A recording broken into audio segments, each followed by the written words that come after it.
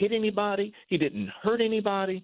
But he's being forced to pay a $50,000 bond to be released. That is simply ridiculous.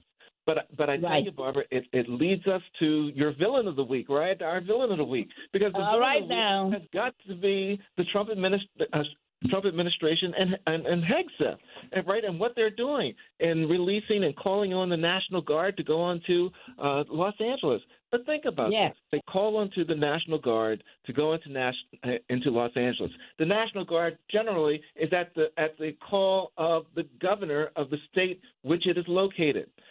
And this is what it really goes crazy, because what President Trump does is he goes around the governor to say, I'm sending the National Guard in, even though the governor has not made the request as is required by that chain of authority. So this is really horrible, what's going on there. My heart certainly goes out to the people of Los Angeles.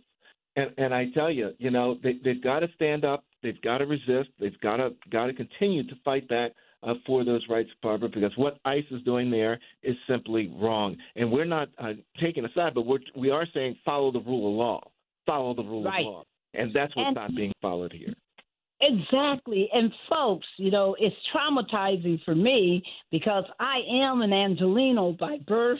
And I grew up all over Los Angeles. That's my home. It hurts. I was just there last week. The day I flew out is the day all this nonsense, started. And it just hurts to watch, because I was there during the Watts riots of 1965, where military was deployed, and I was blocked from seeing my family for 2 days. And finally, I snuck around the barricades and hid, in alleys as I walked, to my family by foot, because there was no transportation allowed. And so I know what it's like to be, under these circumstances, and what it feels like to have, this kind of occupation in your streets. And that was a whole different situation. We're just talking about peaceful protests saying don't deport our people illegally. You have an obligation to respect the rule of law in our nation. Oh, Hegseth, shame on you. Trump, we're going to talk to you on Saturday. Because no kings, you can be all that, you can desire to be a wannabe dictator and all the rest of it, but we live in a constitutional democracy, and you got to respect that Constitution as long as we have breath to demand that you do so. So we aren't going anywhere, and Hegseth, an additional mark against you for trying to rename all these ships that were named in honor of civil rights leaders, that you're now trying to take down those names, including the name of John Lewis. How dare you? Thurgood Marshall, how dare you? Dolores Herta, how dare you? Harriet Tubman, how dare you? This is their hate, folks. This is their hate. They're trying to erase all the mighty contributions that people have made to build what is called this nation.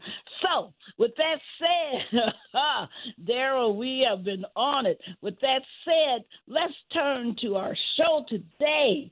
And I want to welcome to the show a first-time guest, but one of the most mighty leaders in our country. We are so happy to have with us Leah Greenberg. She is the co-founder and the co-executive director of Indivisible. You got it, Indivisible, a grassroots movement focused on progressive activism. She co-authored We Are Indivisible, a blueprint for democracy after Trump, and was recognized as one of Time Magazine's 100 most influential people in 2019. She has a background in policy and advocacy, having worked as policy director for Tom Perelio's gubernatorial campaign in Virginia. She also managed human trafficking grants at Humanity United and advised the State Department's quadrennial diplomacy and development review. She holds a Bachelor of Arts from Carleton College and a master's in law and diplomacy from mighty Tufts University. Oh, go on, Boston. Let me know if you want to know more about her, but she is here as our guest, and given everything that's happening in this country and the demand on her time, we are so grateful. Welcome, Leah Greenberg. Thank you. It is so wonderful to be here with you today. Oh my goodness! The nation is all eyes are turned to the work that you're doing, and your work is absolutely primary right now. It's our work, right? It's all of us, doing this work. So tell us for those who are listening around the country. Oh, we got, listeners in 45 cities, 13 nations. Tell people, what is Saturday's June 14th, No King's Day? Well, No King's Day is what we are calling a massive nationwide show of peaceful, nonviolent defiance of Donald Trump, of his attempts to seize power and rule like a dictator over all of us, of his attacks on our rights, his attacks on our freedoms, his attacks on our communities, and his attacks on our democracy. And when I say we, I mean you too, because y'all have been an incredible partner here.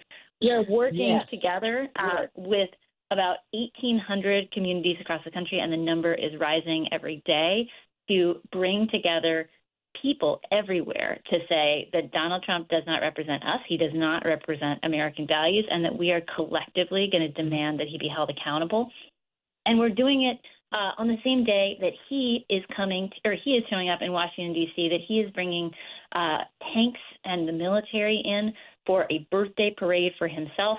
It is estimated to cost between $45 million and $100 million. It is going to be a big show of Donald Trump spending your money to make himself feel fancy and big and strong. And we think it's really important that everywhere else in the country there be a really clear demonstration that we're not going to stand for this, that what he is doing in Washington does not represent us as an American people, and that he cannot send tanks to Washington, D.C., cannot send the National Guard to California without hearing from all of us in reaction. Wow. Daryl, when we look at what's happening, because we're right here, folks. Our headquarters, our national headquarters is in Washington, D.C., and it means, we've seen these problems, after January 6th and, so many problems that happened. And now to see him spending the American taxpayers' money so that he can glorify himself. But also there's another point, right? He's not just bringing the military in because he's a child in his mind wanting to play with tanks and soldiers. He's doing this to terrify people, to show people, as he's doing in L.A., trying to show people that he is the ultimate ruler, the ultimate dictator. Right, Daryl? I mean, when we look at this, it's not just offensive that he is spending this money while people are begging in the streets, lying in the streets at night because they don't have housing and shelter. And he wants to waste our money, our taxpayer money, on this madness. Daryl, I just think that it's so important that, people rise up. Join us, folks. Join us on this Saturday. Be part of No Kings.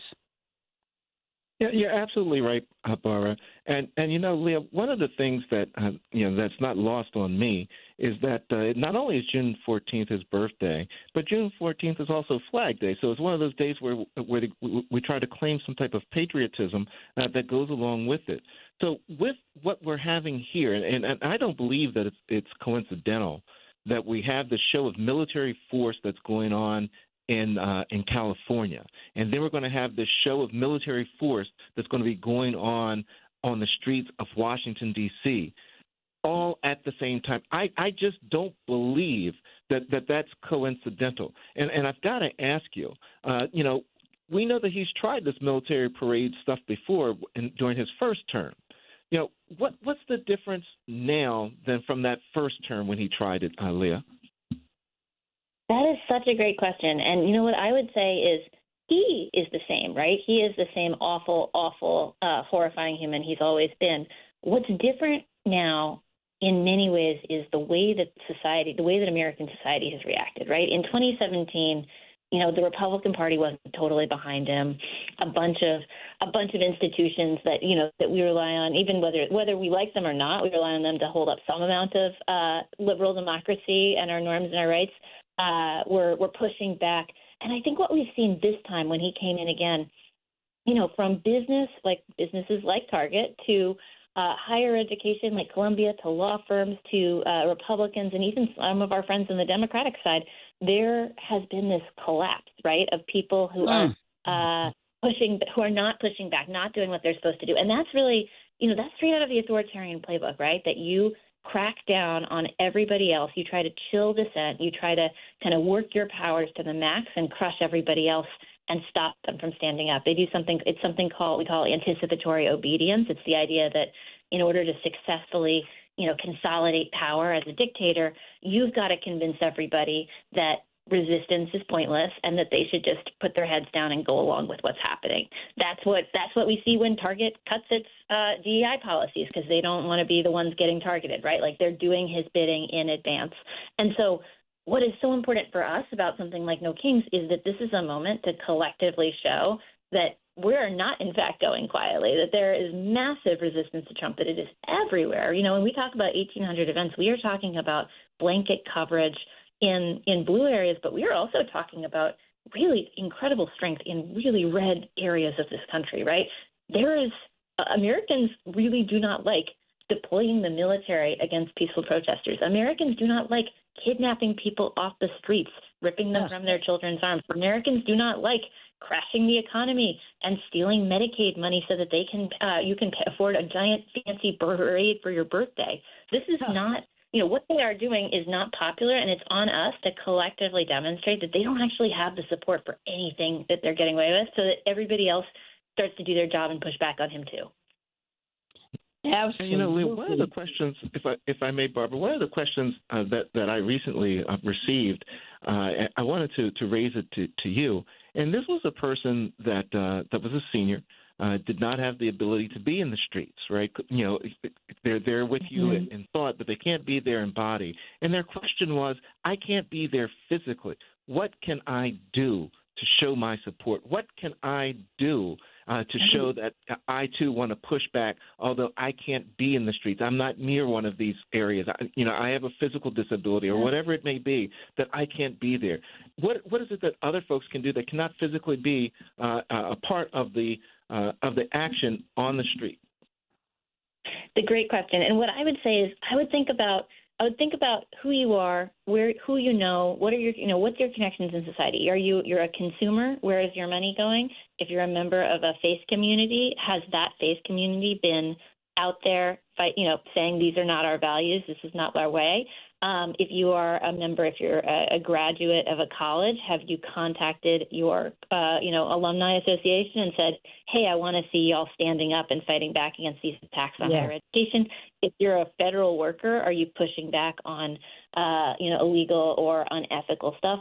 If we're going to actually push back this tide of this would-be dictator, everybody's got to think about, who am I, contacting my elected officials, but also who else am I in relationship with, and how do I work all of my leverage to pull everybody into the fight for democracy? Absolutely. And if you are incapacitated or you're not mobile or you just can't get out into the streets, we understand that people don't have transportation. He's wasting money while people can't even afford to, own cars and all kinds of stuff. I mean, what we want you to do is, because I've been there before, what you can do is you can get on that phone and call your friends and everybody you know who are mobile, and tell them to get out on the street for you, to be your representative at one of these events. You can put things on social media if you're on the internet, if you use social media, not talking about Facebook, whatever, telling people about this opportunity to protest. You can write right now, you can write and email your own congresspeople and say this nonsense has to stop. Where is Congress? Why are we paying you if you're just going